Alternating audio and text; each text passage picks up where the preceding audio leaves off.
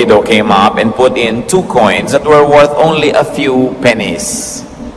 Jesus told his disciples to gather around him. Then he said, I tell you that this poor widow has put in more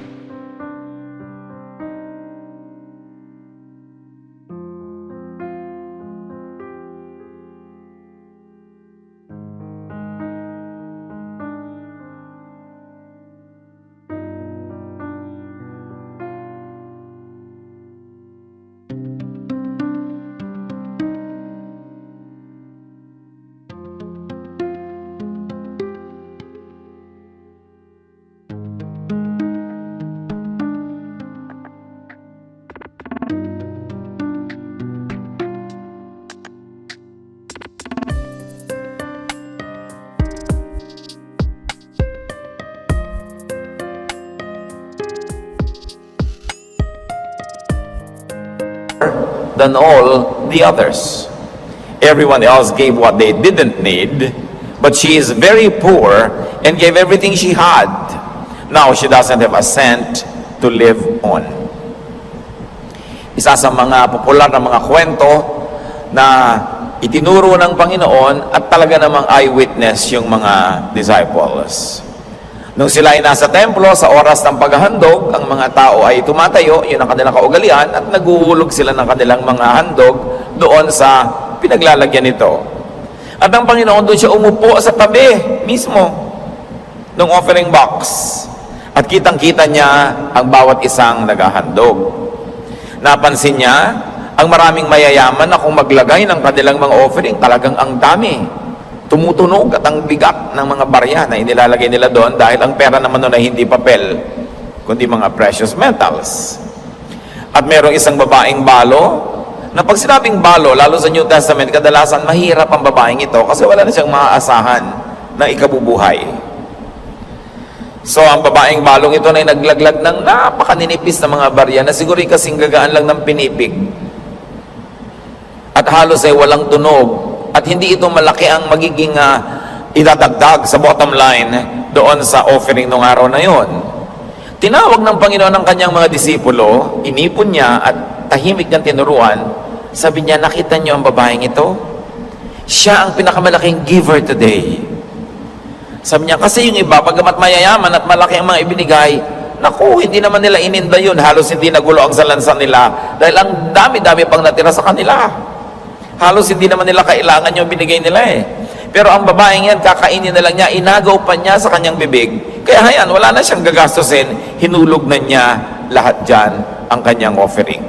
So nung araw na yon, yung biggest giver was this woman who numerically actually gave very little. Now let's observe the observer. Sino ba yung observer nung araw na yon? The Lord Jesus Himself. So he sits near the offering box, watches people put in their gifts, and he notices 2 distinct types of givers. He gathers his disciples and teaches them his observation, but more than that, brothers and sisters, the Lord teaches his disciples how to observe. Iba kasi lagi ang panukat ng langit at iba ang panukat ng tao. Iba kung umuri at sumuri at kumilatis ang tao, at iba naman kung sumuri at kumilatis ang Panginoon.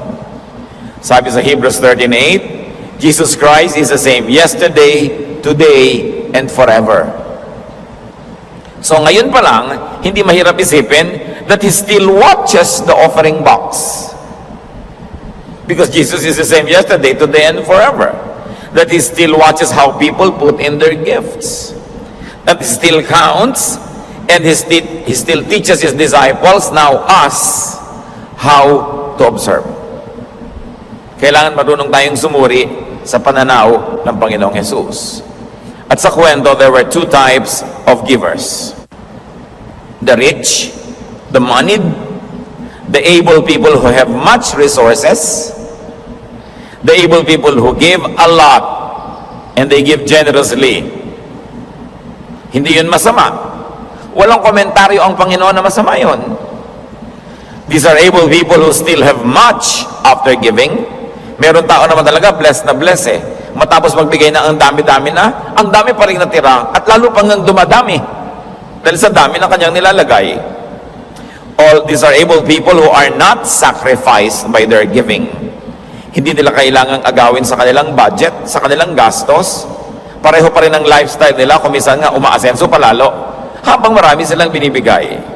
These are able people who give out of abundance and remain abundant. Doubly blessed. Now, these are what some people might call the star givers, usually accorded star treatment by materialistic religious people. Kuminsan ito yung mga may kaya na pinagkakaguluhan ng mga simbahan na maging member nila. Kulang na lamang pagkat ito ang uma-attend, paupuin sa lazy boy at i-pedicure habang nagwa-worship. Bigyan ng special treatment. These are the types of people who are courted, nililigawan, and targeted by very specialized fellowship groups who cater specifically to the rich. Gusto nila yan kasi malalaki ang mga bigay, magaganda ang mga project nila, at talaga namang sosyal ang dating ng lahat ng ginagawa nila kasi mapera. So this is the object of very specific marketing strategies of some religious groups. Ito yung group 1 ng giver. Now group 2 is represented by a poor widow who gives only 2 coins with very little worth. Ano na ba naman ang maidadagdag nung nilagay niya, no? A poor widow who gives not only generously, but sacrificially. Sacrificial ang pagbibigay. Binakbak niya talaga sa sarili niyang baga ang ibinigay niya. Kagastusin na lang, kailangan na lang, kakainin na lang niya, no? A poor widow who gives to the point of having nothing left for her needs after giving. This is what you might call platinum faith. Ipagkatiwala mo sa Diyos yung kakainin mo mamaya kasi hinulog mo na lahat dyan. Now, she represents the usually simple and inconspicuous worshipers, seldom given attention by materialistic religious people. They are usually ignored, but Jesus notices them. Pinansin pareho naman at nakita natin ang pagbibigay nila dalawang style. Now, because of that, there are now 2 numerical results of giving. After the giving, group 1 still having much, and group 2 having nothing left. Yun ang pinagkaiba. Now, there are 2 possible social results of giving, of appearing to be a big giver. Pwedeng magkaroon ng ganitong resulta. James 2:1-5, ito ang tinuligsa. My friends, if you have faith in our glorious Lord Jesus Christ, you won't treat some people better than others. Suppose a rich person wearing fancy clothes and a gold ring comes to you to one of your meetings. And suppose a poor person dressed in worn-out clothes also comes. You must not give the best seat to the one in fancy clothes and tell the one who is poor to stand at the side or sit on the floor. That is the same as saying that some people are better than others, and you would be acting like a crooked judge. My dear friends, pay attention. God has given a lot of faith to the poor people in this world. He has also promised them a share in His kingdom that He will give to everyone who loves Him. Sabi dito ni Santiago, huwag kayong materialistic, ha? Huwag pag may dumadating dyan na talagang gangga pakwan ang hikaw, bibigyan nyo na ng magandang seat, front row, center, etc., etc. Siyempre, liban na lang ko yung show ay may bayad at yun talaga yung ticket na binili niya. Ibang usapan naman yun. Pero sabi niya, sa inyong mga pagsamba, sa inyong mga Bible study, huwag kayong siming-simi sa may kaya. Hindi naman niya sinabing ignorin at baliwalain. Ang sinabi lang niya, kung naon na lang naupo sa magandang upuan yung maralita, huwag niyong patatayuin dahil lang may dumating na mayaman. At syempre, sa mga kapatid naman natin na may kaya, tayo na mismo yung mag-dress down. Tayo na mismo yung maglagay sa atin doon sa mga sulok-sulok. Total, everywhere else you go, nasa presidential table naman kayo eh. Kung kayo naman yung mga may kaya, lagi naman kayong nandun sa mga VIP seats. Lagi naman kayo nandun sa mga boardroom. Lagi kayo nasa business class. Diba? So sa church, mag-balance naman. Hindi bali nang hindi kayo mapansin at mabigyan ng VIP treatment. No? At makapagbala-balanse naman. Pero hindi sinasabi dito na maliitin yung mayaman. Hindi naman kontra mayaman ng Lord. Ang sinasabi lang niya, huwag kayong magtatangi sa tao dahil lang sa suot o kayamanan o sa dami ng donation. Kailangan ang pagtingin mo pantay-pantay hanggat maaari. Hindi naman siguro 100% na laging possible yun dahil talaga namang may taong mas magaan ang loob mo, mas cheerful, mas masarap kasama, pero hindi mo naman dapat emphasize yung ganung uri ng mga favoritism based on money. Ano ang mga hamon sa atin ng kwentong ito na napakasimple? Di ba sabi, Jesus is the same yesterday, today, and tomorrow? Sa Hebrews 13:8. Kaya, ganun pa rin ang Panginoon. But I like to drive your attention to something very important. The Lord does not say that the widow's giving is the model or the standard, and neither do we left after the giving. Totoo pa rin yun. Talagang siya ang magaling magbilang dyan. Now, what is important? How do we give? What is important is to give proportionately. Yung bagay, angkop, at sukat, sa binibigay sa'yo ng Diyos. Di naman niya hinihingi lahat. Malakay 3:10, bring the whole tithe, or the 10% into the storehouse, that there may be food in my house. Test me in this, says the Lord Almighty, and see if I will not throw open the floodgates of heaven and pour out so much blessing that there will not be room enough to store it. So hindi nakakapagtaka na yung mga faithful mag-tithe, lalong giginhawa at luluwag kasi pinangako. Ngayon, in ating gunitain mga kapatid, na nung ibinigay itong utos sa Malakay 3:10, apparently there was a drought. Matagal nang hindi umuulan, walang ani, naghihirap ang maraming tao, at nun sinabi ng Panginoon, buo ninyong ibigay ang inyong mga ikapo. Huwag kayong mandaya kung wala mang mahirap ang panahon, kung mahirap ang buhay, kung hindi umuulan. Buuin nyo. At subukan nyo ako, kung di ko bubuksan ang langit at paulanin kayo, literally, ng tubig ng pagpapala para tumubo ang inyong mga halaman at muling mabuhay ang inyong ekonomiya. Yung iba kasi, pag medyo mahirap ang panahon, ang daraya na. Pagka medyo naiisip sila mga gastusin, medyo nagkukuripot. Kitang-kita mo yan pag pinag-aaralan mo yung mga halimbawa, mga donations sa mga tao. Pag maghuhon nyo na, yung mga enrollment, nako, marami nang nandaraya. No? O magpapasko, nagte-13-month pay, nagdodoble ang kita, hindi naman nagdodoble yung collection. So alam mong merong mga nangungupit dito dahil maraming gagastusan, regaluhan. Magtatanong pa yung iba, yung po bang bigay ko sa mga inaanak ko, tithe deductible. Ano palagay mo sa church? BIR. Paikot-ikutin mo para ka magpalusot. Nagbibilang si Lord. Pero hindi niya hinihingi lahat, 10 lang nga eh. And of course, after the 10, that is the offering. Diba? Kasi yung 10, hindi naman sa atin yun eh. Pag nilagay mo yun, hindi ka pa nagbigay. Pagka naglagdag ka, yun ang bigay mo pa lang. Kasi ang hinihingi talaga 10. But remember this, not 100%. Like what that woman did. Siguro may kabayanihan siya, pero hindi naman inuutos sa ating lahat maging bayani tulad niya. God is understanding. God is kind. God likes you to take care of your needs. God gives you blessing for you to use it, not for Him to get it all. Proportion lang ang hinihingi niya.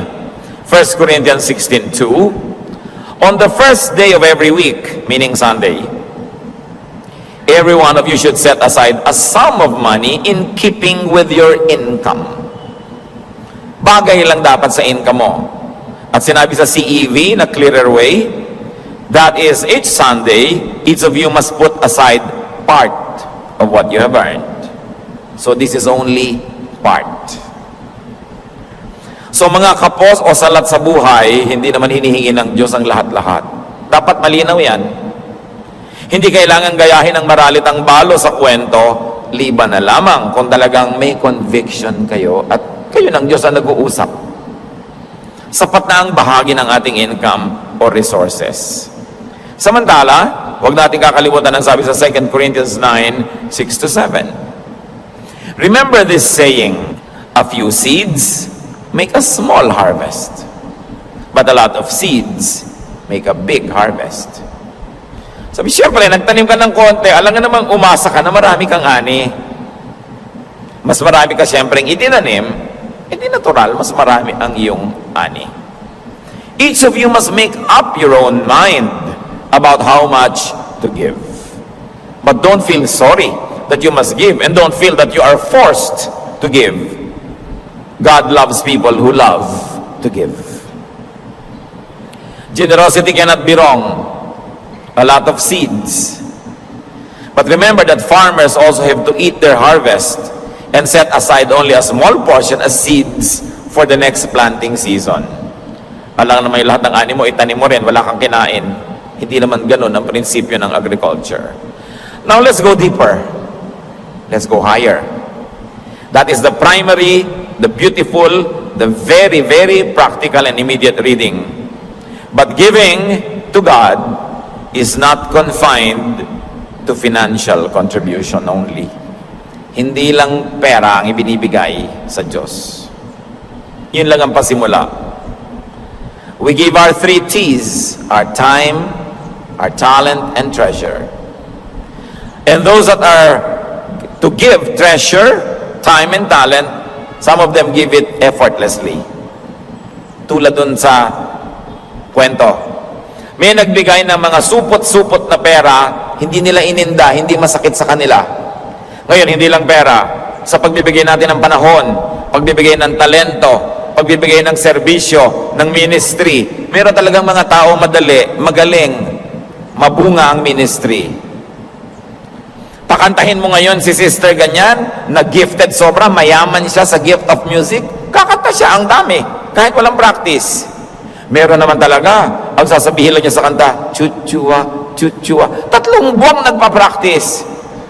At mali-mali pa kumisan yung tono, siya yung mahirap na babae. Ang konti-konti ng donation, pero effort talaga.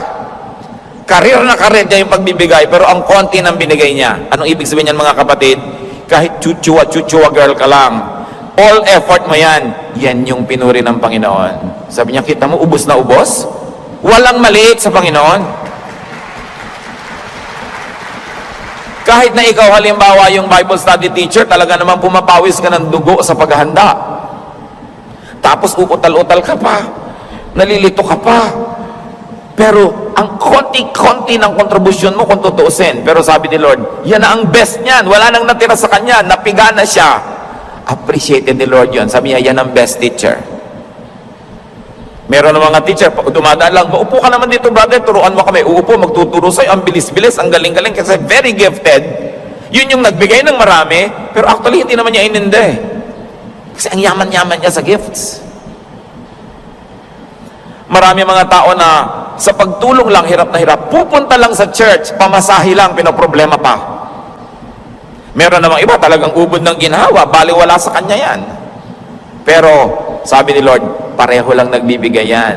Yung iba ang ginhawang nagbibigay at maginhawa pa pagkabigay. Yung iba hirap na hirap. Pero ang tunay na malaki nagbigay, yung sobrang nahirapan.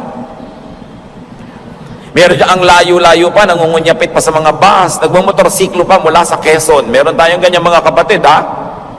Talagang nakamotorsiklo pa ang mag-asawa mula sa Quezon. Eh, di ba rin mga sinusuog mong hirap at alikabok at init at hangin at ulan? Yung iba naman talagang pagdating dyan, hindi nagulo yung tis ng buhok. No? Dahil talagang ubod ang ginawa. Pareho lang sa Diyos na ina-appreciate yun. Pero sabi niya, alam niyo kung talagang sinong kahanga-hanga. Yung hirap na hirap pagdating dito, talaga namang gulagulanit na yung damit sa dami ng dinaan ng mga bagyo. Alam yun ni Lord. Sa tingin ng iba, parang maliit ka lang dyan, baliwala lang yung ginawa mo. Pero ang tinitingnan kasi ni Lord, gaano mo ba kinarir yan? Gaano mo pinaghirapan yan? Dahil nakikita dyan yung tindi ng pag-ibig mo sa Diyos. There are those who give time, talent, and treasure only through sacrificial means. Alam nyo, kumisan, may nagre-regalo sa inyong lingkod, nag-aabot-abot, kakamayan ka, biglang may maligas-gas sa pagitan ng inyong mga palad. Ano kaya ito? Kalyon niya o love gift? Madalas naman, love gift. Alam nyo, na-appreciate natin lahat yung love gift, pero Nakakatuwa sobrang ang liit-liit ng halaga. Alam mong inagaw lang sa buhay para magbigay. Sobrang appreciation. Pero syempre, iba na rin yung malaki, ha? Pero ang point, ha, mga kapatid, this is appreciated even more. Kasi alam mo na, inagaw lang. Kaya iba, pasensya na po kayo ang liit. Hindi po maliit yan dahil yan ang lahat-lahat nyo eh. Sobrang appreciated. Bakit tayo tinuturuan ni Lord? Remember, He gathered His disciples and taught them about this. Right now, the Lord is gathering us. Sinasabi niya, huwag niyong mamaliitin yung sa tingin niyo maliit na talento, maliit na bigay. Kung ang pinanggalingan naman talagang hindi sobrang gifted, ang laki ng bigay niya. Siya yung biggest giver. Huwag nating mamaliitin ang ginagawa natin sa Panginoon. Kasi yung kaprasong bariyang inilagay ng babaeng yun, hindi naman malaki na idagdag siguro nun sa budget ng temple, no? Pero ang Panginoon, iba kasi panukat. Sabi niya, yan ang star giver niyo ngayong araw na to. Kasi sa Kanya walang natira. They are not so abundantly gifted, these types of people. They are not so abundantly enabled and empowered. Hirap na hirap. Pigang-piga. Pag may pinagawa ka ang tagal, ubos na ang pagod, konti lang ang output. Sa paglilingkod, sa pag-awit, sa pagtuturo, sa pagpupunta-punta lang sa church, pero napakalaki ng sacrifice. These love sacrifices never escape the attention of the Lord Jesus Christ. Kahit halos hindi tayo napapansin ng tao, huwag niyong daramdamin. Yung babae nga nun, hindi niya alam, hanggang ngayon pinag-uusapan natin siya. Biruin niyo yun. Dahil sa Lord, kabayanihan ang kanyang ginawa. At napakahalaga ng ganitong pananaw. What God sees is not the amount given, but the effort in giving. Kanya-kanya tayo ng kalagayan sa buhay, kanya-kanya ng tawag ng Panginoon, kanya-kanya tayo ng mga tinatangkilik mula sa Panginoon, kanya-kanyang ginhawa at hirap sa pagdalo, sa paglilingkod, sa pagbibigay. Meron dyan, nagkukwire, talaga lang pamasahe lang sa rehearsal, pinoproblema. Meron naman, pinapakain niya yung buong choir. Lahat yon, pareho yon, appreciated yon ng Diyos. Ayun sa mga supot-supot, dala-dala nila ang kanyang yaya to do it. Diba? Hindi masama, mabuti nga, tumutulong sila. Ang inyong kumpanya. Mag-Bible study leader ka dyan, kahit na ikaw presidente ng inyong university. Dahil sa Panginoon, ang paglilingkod, mas maganda personal. Kasi habang naglilingkod ka ng personal, sabi nga na matatanda, meron ba namang naglulutong hindi na uulingan? Nung araw yon kasi mga palayok may uling. In other words, pag ikaw mismo yung naglilingkod, ikaw ang unang-unang tumatanggap ng pagpapala. Don't miss out on this blessing that you make and hire substitutes for you. Do not think that just because you give big donations, you're already exempted from the actual human labor of expanding God's kingdom. Well, your donation, of course, will go a long way. Will probably hire many workers. Pero ikaw ang nawawalan pag hindi ka personal na naglilingkod. Kung ang Panginoon man nandyan, magpapadala ka ng yaya, o sa mo, representative kita, di ba? Gusto mo ikaw nandun? But whenever the work of the Lord is done, the Lord is there because the Lord is the primary worker. And the best way to fellowship with Jesus is to do the work of Jesus because in the mission field, in the ministry, you work side by side with the Son of God. You want to fellowship with the Lord? Fellowship with Him by working in the expansion of His kingdom because He is the head worker. Sabi niya, my food is to do the work of the Father who sent me.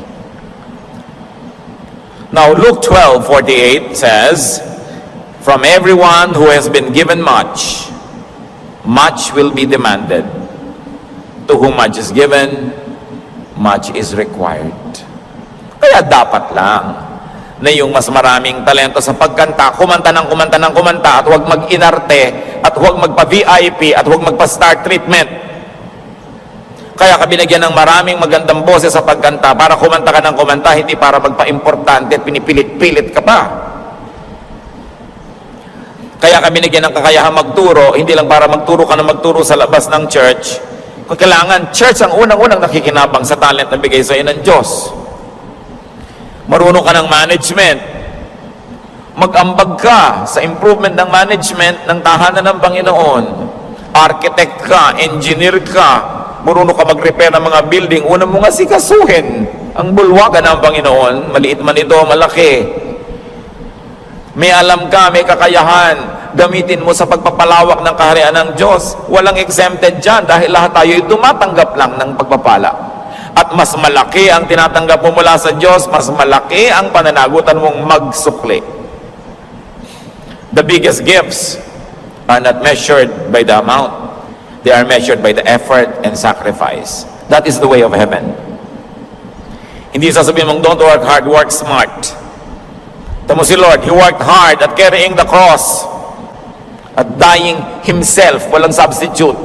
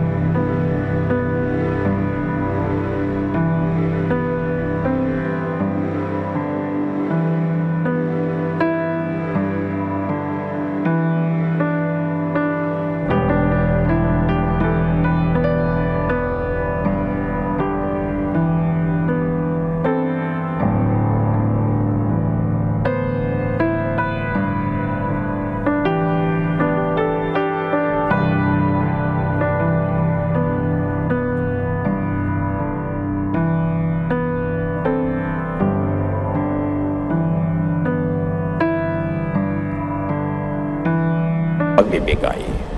Tulad ng pagbibigay ng isang asawa sa kanyang kabiyak, it can hurt. Ang pagbibigay ng magulang sa anak, it hurts, promise. Di ba? Yung pagbibigay ng mga anak sa magulang, well, it doesn't hurt yet, di ka pa nagbibigay. It hurts the pocket, it hurts the body, but it heals the heart. It heals the spirit, yours and that of the recipient. Ano ang hinihingi sa atin ng Panginoon, mga kapatid? At totoo, hindi naman niya kailangan yan, Diyos siya eh. Tayo ang may kailangang magbigay sa Diyos. Dahil ipinangako ng Diyos, pag nagbibigay ka, ibabalik. So pag wala kang binibigay, anong ibabalik? E di wala. Pero gusto nating bigyan ng diin, ha? Kung yun na lang ang kakainin ninyo, kung yun na lang pamasahin nyo, hindi yan hinihingi ng Diyos sa inyo. Maglingkod kayo sa ibang paraan. Magbigay kayo ng oras. Kahit nasa bahay kayo, ipinapanalangin nyo yung kapatiran, ipinapanalangin yung mga gawain ng Panginoon, naglilingkod kayo nun. Nauunawaan ng Diyos kung tayo kapos. Pero remember, proportionately. Kahit may drought, kahit may bagyo, ang hiningi ng Panginoon, full tithes. Sabi niya, yan ang paraan para patunayan nyo sa akin na dapat ko nga kayong pagpalain at subukin nyo kung hindi ko bubuksan ang pinto ng langit at paulanin. Yan ang kailangan nyo sa buhay. Ngayon, anong ulan ang kailangan nyo sa buhay?